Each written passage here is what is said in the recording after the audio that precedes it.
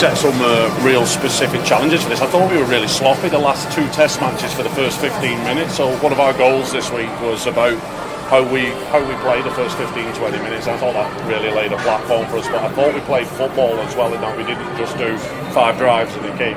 We actually played, and I thought it was really impressive, and some really good leadership to keep us disciplined and doing that in the field, so it was good. Considering the number of players you've got out in the 40, shows that the team's in good hands, doesn't it? Yeah, I was just saying, it's I got challenged on my squad selection this time, and that's good. I'm glad I'm getting challenged. We're at a healthy position now where people have opinions and probably don't agree, and that's great. But I was confident in the youngsters I was bringing in. But yeah, they were given those opportunities by unfortunately losing some big injuries at the end of the season, and obviously some people away at a wedding. So, but yeah, I think the people stepped into camp and then on the pitch have done really well.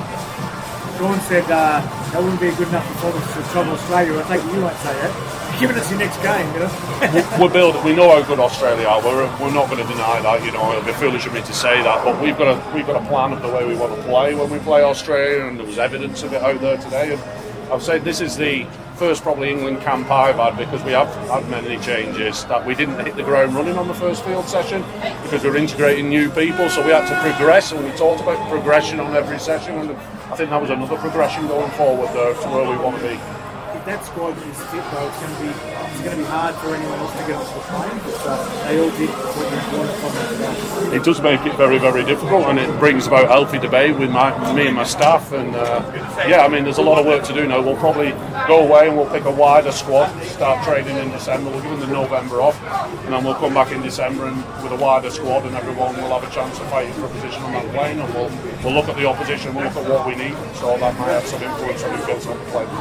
A couple of debutants out there, how pleased were you with their performances this afternoon? Outstanding, and I think it could have been overwhelming to come straight in and make your international cap in front of a very big crowd as well, which was really, really pleasing. But I think with the seniors around them, it helps them, and they were settled in camp. People have put arms around. We've got a really nice culture going, and I haven't created that. I think that's the girls who've created that.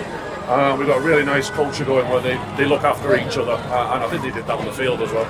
Are they going to be pestering you to get on the planes in Las Vegas? Because it's going to be the biggest experience any of them have ever had. Yeah, and they're right to pester me after that performance. I hope everyone's pestering me. It's going to be a real difficult choice when we get to that back end, and we're going to upset a lot of players and a lot of people. And again, it'll be under criticism, but that's great.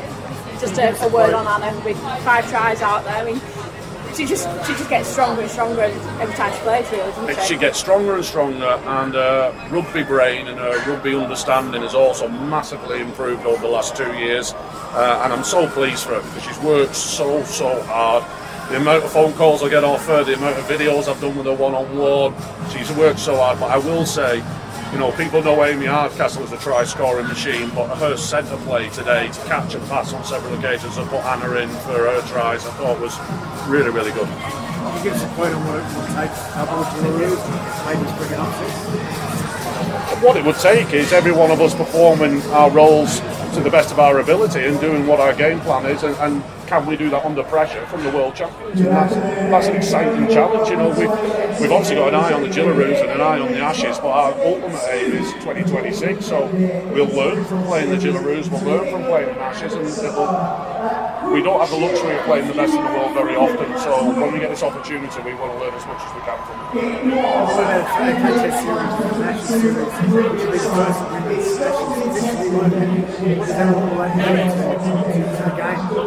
I think it's great, and the RFL asked me last year. They said, "What do we need to do to improve the international scene?" I said, "We need to play the world champions." And to be fair to them, they've backed and supported that wholeheartedly, and now we get the opportunity to go and see where we're really at. And I'm excited, and I know the size of the challenge, but I'm also excited about what we can do.